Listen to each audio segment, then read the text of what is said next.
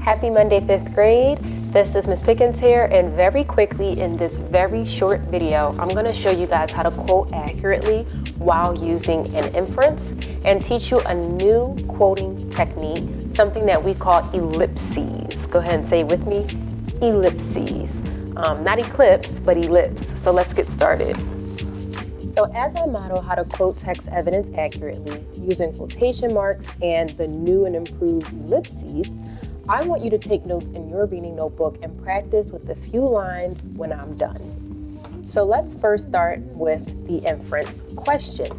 We want to figure out in chapter 4, how important was Babe's place on the team to Babe's family? So we want to start by thinking, what inferences can we draw to answer this sample question?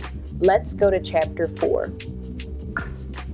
So I'm going to start with the paragraph that says back home. And this marker is huge. I wonder if there's a way I can make it like less huge. Probably not, but okay. Back home in Beaumont, Babe's parents held a family conference. She was 18 in her last year of high school, and if she took a job with employer's casualty, she would have to drop out of school before graduation and move to Dallas. All right, already this is like extreme. I'm thinking based off of my own experiences with school and my own expectation from my parents that they wouldn't be happy, but let's keep reading. Colonel McCombs had promised her $75 a month, a lot of money in that glooming depression era. Ooh, I'm gonna underline with this big behind marker, the glooming depression era, because I know, right, using my background knowledge that when a moment in history has a depression, people aren't making a lot of money. So like right now with COVID and having to like close down businesses and shops, people are going through a sort of depression. They're not making a lot of money. So she was going to be offered a lot of money when a skilled typist might make $50 a month. Babe will be able to help her family. Okay, so already this is a good thing. This is positive. So I'm going to put a positive sign here. All right, because this is a good thing. And it may actually benefit the family later on. All right, let's keep going. Her father. Well, that word is important because now we're getting to the family. Her father made the decision. That's why they had all come from Norway, Old declared, to give the kids everything that America could offer. Oh, so now things are changing. I'm going to underline, give kids everything that America could offer. So now I'm going to use my background knowledge with this evidence from the text. I know the family came from another land to America, and the reason why they came to America is so that their kids can have the American dream.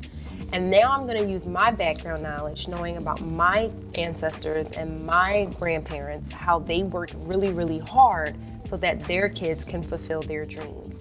So I'm going to make the inference that they're actually supportive of Babe dropping out of school to earn this money and follow her dream. Let's see. Let's keep reading. You go, he said. Yes. Okay, so he is happy. All right. You go, he said, wagging his finger at Babe, and so she went. All right, so that's exciting. So now we have the answer to our question. We used our prior knowledge and the clues from the text, and we know that money was probably really scarce, meaning they didn't have a lot of money and a lot of opportunity to earn money during the Depression. So the family probably, like he said, encouraged Babe to go off and have this job because not only could she help her family, but she's also following her dream. So I'm gonna put a plus sign here because this is also positive. Now I'm gonna move on to step 2. I wanna take 2 sentences that are really, really strong, so relevant, detailed, and precise, and I want to use those 2 to prove my idea. So let me go back to my notes. One quote that I want to use to support this inference should say this.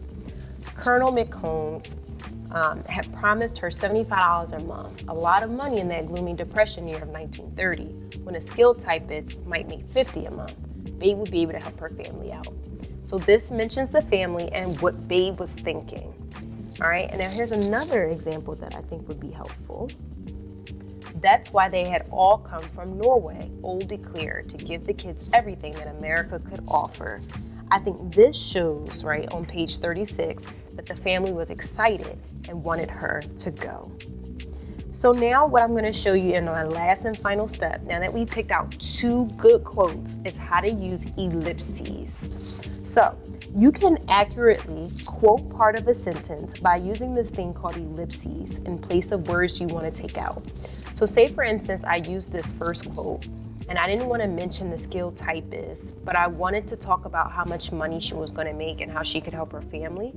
I could use ellipses to take out this whole sentence and still show the quote. Let me show you how. So remember, the first thing we need is our quotation marks, and I'm going to copy it the same exact way I see it in the text.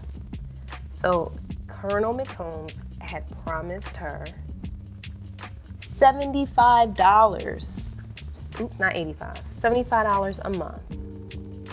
A lot of money in that gloomy depression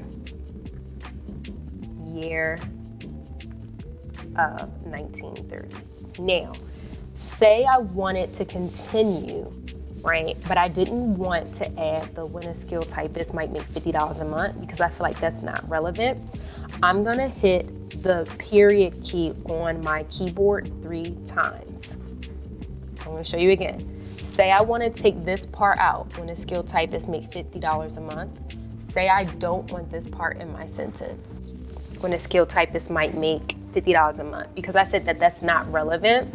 I'm gonna hit the period key on my keyboard 3 times. 1, 2, 3. And then I'm gonna pick up where I want to continue.